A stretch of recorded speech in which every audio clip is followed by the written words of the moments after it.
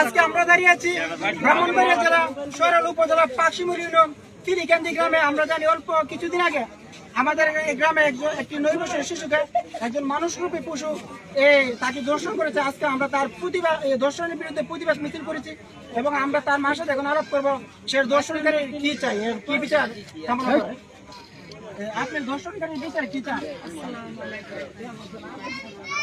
আমি চাই ও জীবেলে আমার মেয়েরে দর্শন করেছে এরা দইরা যাতে ফাঁসি হয়। আমারও বুঝ পাচ্ছে 8 বছরে করছে, 9 বছর হয়েছে, 9 বছর করছে, এরম এরম করছে। আমার বাচ্চারা আজকে 8 দিন 9 দিন ধরে কিছু কাহানি নাই। এমন অবস্থা আমার মেয়েটা হয়েছে। এর পরিবার বা হের সবাই ধরে আপনারা উচিত শিক্ষা দিন, যেন ফাঁসি হয়। তার ফাঁসি চাই আমি। আপনার কাছে গ্রামবাসী সবার কাছে আমি, সবাই আমার সাহায্য করতেছে, সবার কাছে আমি অনুরোধ আপনারা সাহায্য করে আমার এর ফাঁসি যাতে হয়। হ্যাঁ হ্যাঁ কামনা করছি সরকারের কাছে, আর আইন প্রশাসনে তারও চেষ্টা করতেছে, তারা আমরা অনেক খেয়াল করে তারা ধরতে পারতেছে না।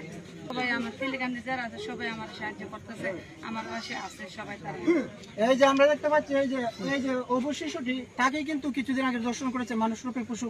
আমরা এই অবু শিশুটির কাছে আজকে জানবো সে তার দর্শনকারী কি বিচার চাই। তোমার যে দর্শন করেছে তুমি তার কি বিচার চাও? তুমি তার ফাঁসি চাও? এই শিশুটিও বলতে চায় যে তাকে দর্শন করেছে তার ফাঁসি কামনা করে। এখন আমরা কথা বলবো আমাদের গ্রামের মান্যগণ্য ব্যক্তি নিয়ে সবার সাথে, তারা কি কামনা করে। আসসালামু আলাইকুম। আজকে তিলিকান্দি একটি ভয়াবহ যে ঘটনা হয়েছে, আমরা জন্মের পরে এই ধরনের আশ্চর্য ঘটনা আমরা শুনি নাই। এই যে অবস্থা যে কামগুলি করছে, আমরা জন্মের পরে এই ধরনের পশু জানোয়ারের মতো এই ধরনের কাম আমরা শুনি নাই। আমরা তিলিকান্দিবাসীর পক্ষ থেকে এবং তিলিকান্দির সকল জনগণকে নিয়ে আমরা প্রশাসন ভাইদেরকে অনুরোধ করব, অতি তাড়াতাড়ি 1 সপ্তাহের ভিতরে যেন সে বাংলাদেশের যে কোনো প্রান্তে তাই 1 সপ্তাহের ভিতরে যেন তাকে গ্রেপ্তার করা হয়, গ্রেপ্তার করে সর্বোচ্চ শাস্তি যেন দেওয়া হয়।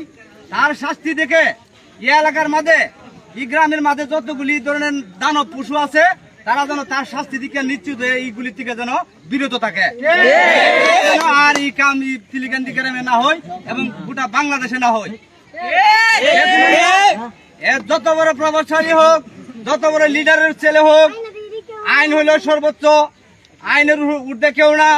আমরা আইনগতভাবে তার শাস্তি দাবি করছি। হ্যাঁ, যদি তার পিছনে কোনো লোক, তার পিছনে কোনো সহকারী পাওয়া যায়